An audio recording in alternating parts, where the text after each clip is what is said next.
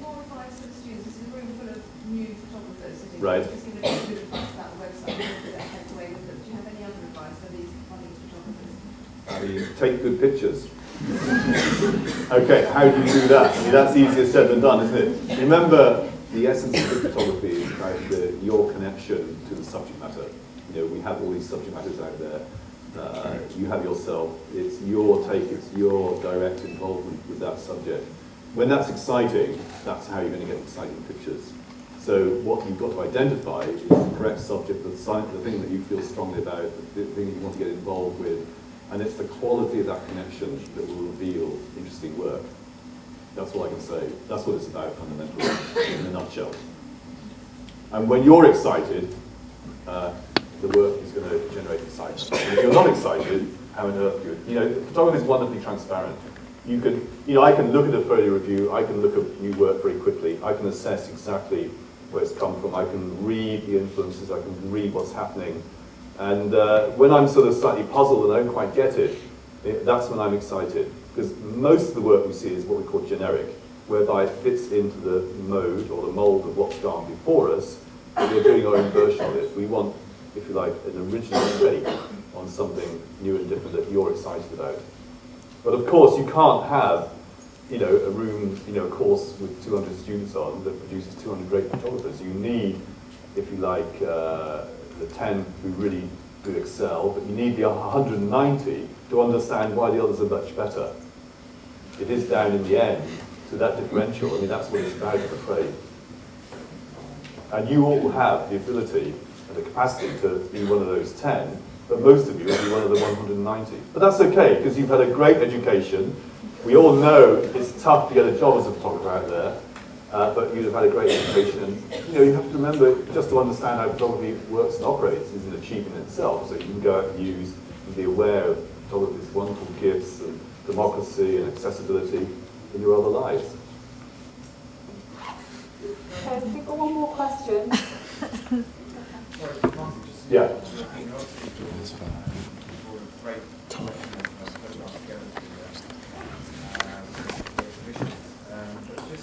just curious to ask you, what's the state of British photography? Now, obviously, you travel the world and see a lot of great photography. It's a very good question because, in fact, apart from Stephen Gill, I didn't actually include one British photographer. There's many good bodies of work that have been done in the last 5 years, say, but they are generally known and out there.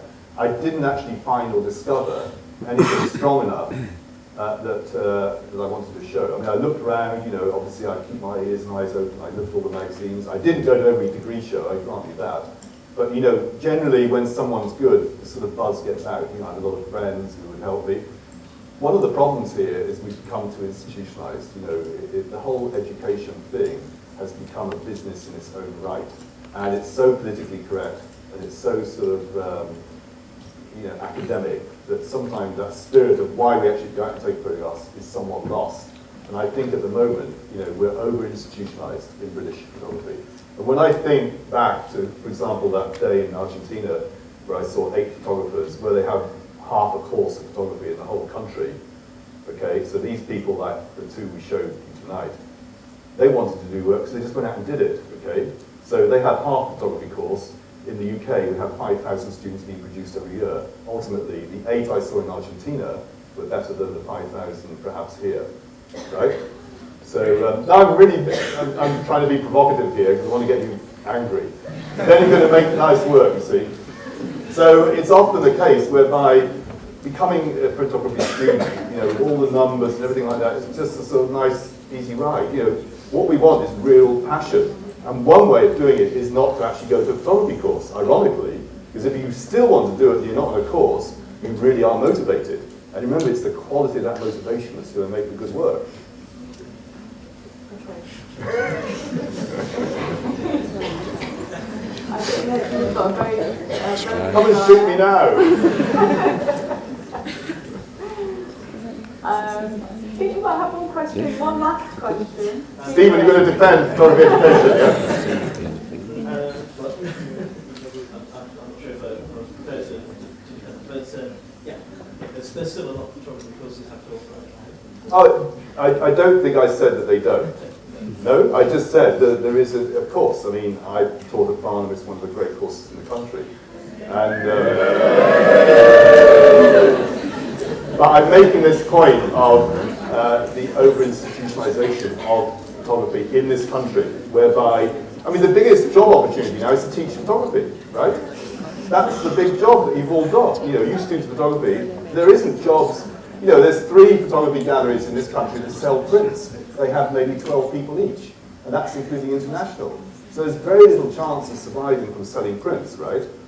There's commercial photography. The magazine market is in severe decline, you know that. You can go be a wedding photographer. There's advertising and everything. The big business is photography education. That's the biggest business, if you like. So, you know, you went to Barnum, and now you're head of the course, right? So you've done well, Stephen. You know, you climbed the greasy pole of education. I'll sit at the top of the city. Well, it hasn't gone wrong, it's just different, right? I don't think it's wrong. It's not, I mean, I think it's great that there are lots of photography courses in this country. Yeah, there must be a fundamental problem if we can't produce, well, if we've only got one, in your opinion, that's, one great photographer, alive. No, I didn't say that. Hang on, we must have got this wrong. I mean, I did mention Stephen Gill. I think in the last 10 years, he's done, you know, spectacularly well. He's produced, he's exciting, he's really great. No, there are many fantastic photographers in Britain. Maybe this is an issue about the photographic, the attitudes towards photography as well, in terms of how it can be appreciated, because that's another issue, which is very different to many other countries. I mean, if you go to France, I mean, they really respect and revere photography, don't they, as an art? So I think it's actually, I think it's a very complex issue, this. I mean, I see Anna Fox, I see Stephen Bull, both very good photographers, but, you know, Anna is out there. I mean, people know her work, okay? The whole point here is it's not a venue, in my estimation, for mid-career retrospectives. It's a venue for discovering new work. You see what I mean? So that's why I didn't want to focus on the many fine established photographers in the UK, because you know, they're out there. I wanted to show new people. That's what I was looking for. That was my remit. Okay, I think we'll draw a line under questions now. You've had an opportunity to ask questions, and now we've come to the end of our hour with Martin. And I'd just like to thank Martin for the presentation and the